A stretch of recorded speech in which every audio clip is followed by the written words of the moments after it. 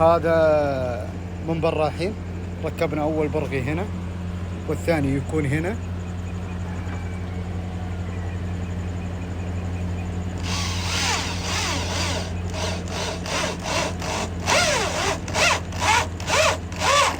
ايوه الحين اهم شيء نسوي الوزنيه من فوق، باقي الشغل ما عندك مشكله. هو اهم شيء الوزنيه.